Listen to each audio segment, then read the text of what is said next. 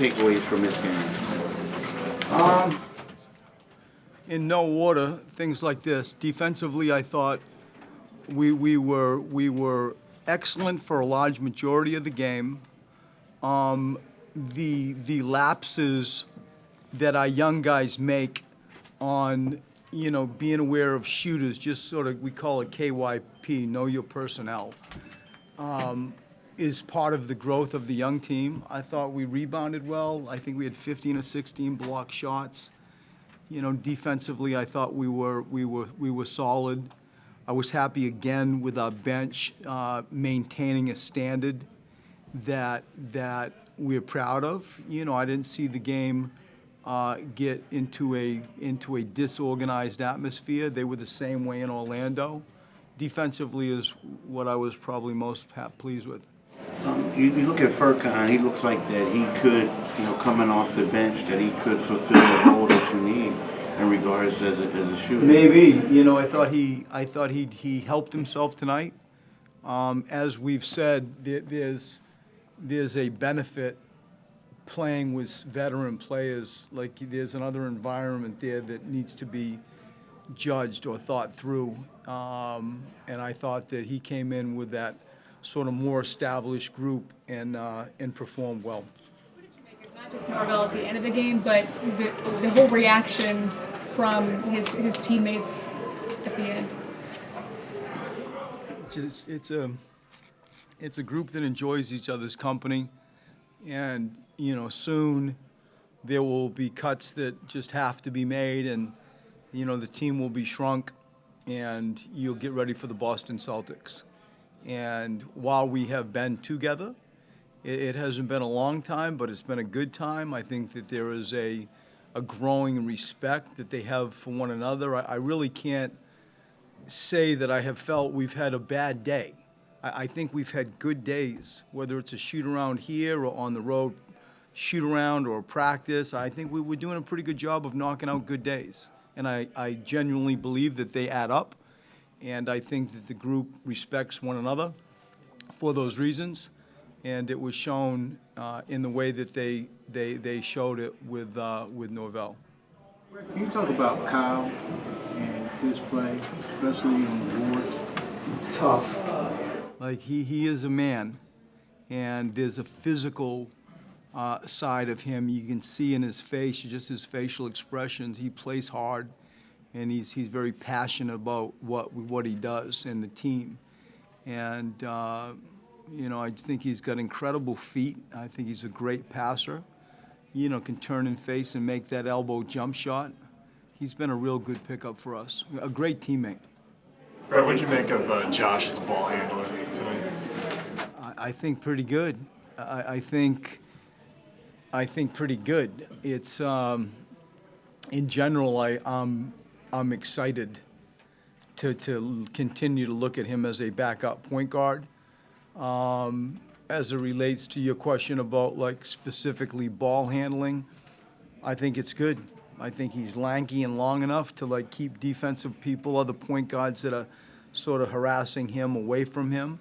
And I think especially as he gets more comfortable with, just the verbiage, my words, play calls, that it's even going to get better.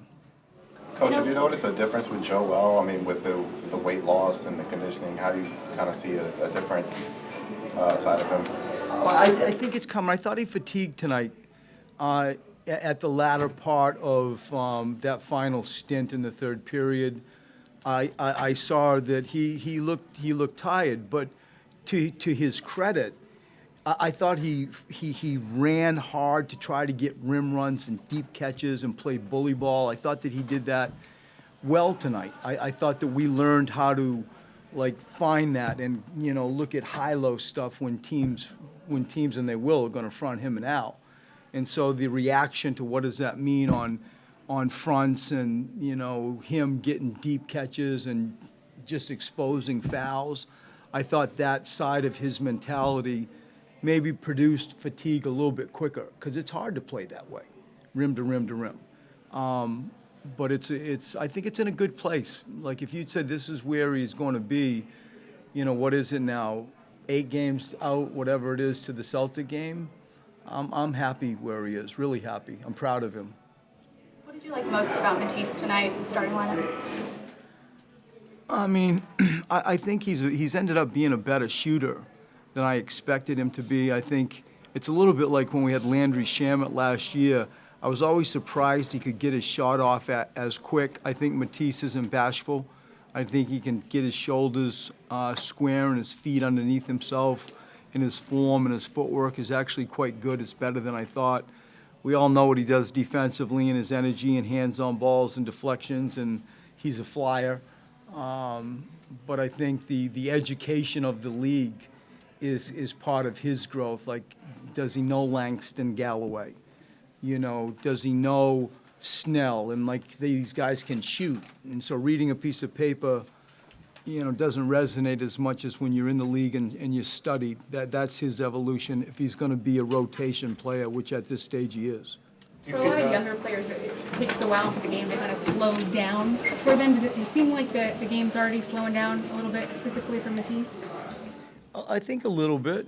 You know, I feel like it's a reflection of his maturity. When you talk to him, you don't feel like you're talking to, you know, a young kid at all. In fact, I think that he's sophisticated at times, maybe beyond his years, and I think you know, he's smart.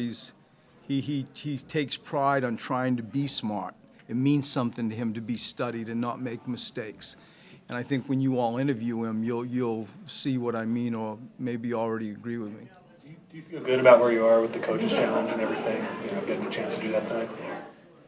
We're all learning. Like right now, we're 2 for 2. I like the one in Orlando better, where we, you know, got a 2-for-1. You could call, you could challenge something, and then there was 38 seconds on the clock. So you know, the byproduct of being successful helped us. It was clear to me there.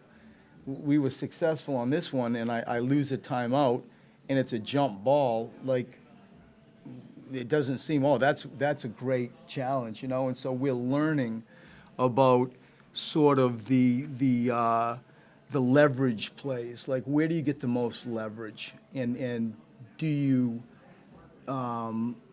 you don't want to sort of, you know, die with them at the end of the game. So I'm not all hung up on I better have one at the end of the game like I would a timeout. But it's still like, what are the leverage plays? Maybe a leverage play is in the first period, you know? I would assume you have people studying this still. Completely. You know, and I think the league everybody's learning. Like, this isn't test drive right now.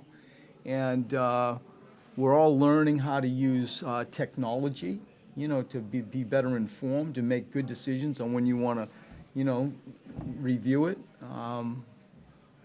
But I'm on the fence right now with it, to be truthful. We're all learning with it, and I hope we learn how to use it as well as anybody. Are you at a point where you can trust the players on that? Or, like, obviously most guys act as if they never committed a foul when it happens. So how much of their input can you actually use there? I don't use much. I don't. Like, I have a dedicated person behind my bench that is my, I don't know if you guys know Belichick's Ernie Adams, you know, sits up, and I got my Ernie Adams, you know, and so, like, with the technology, studying that, I'm not going to the players to say, you know, tell me the truth. Was it off you? I'm not doing that. I'm not doing that first. I'm looking at the technology we have, and part of the, I think, league discussion is going to be in some venues, you better have equal access to Wi-Fi, as an example. You know, maybe other arenas, from a home crowd perspective, a home court perspective, have something a little bit more technologically advanced, which doesn't sit so well in the playoffs. And so this whole thing is evolving, and so far we've had two out of 2 successful challenges, and we'll continue to study it. Well, that's what I was going to ask. Did you notice a difference between Orlando and here as far as, like, the process? Not really. Not really. But it's something I'm sure, watch what goes on in the league as we all move around and play in different venues and real NBA venues. there will be discussions head-on, just making sure we have an equal advantage. You have equal resources to make a intelligent challenge decision. And to date, that's under review.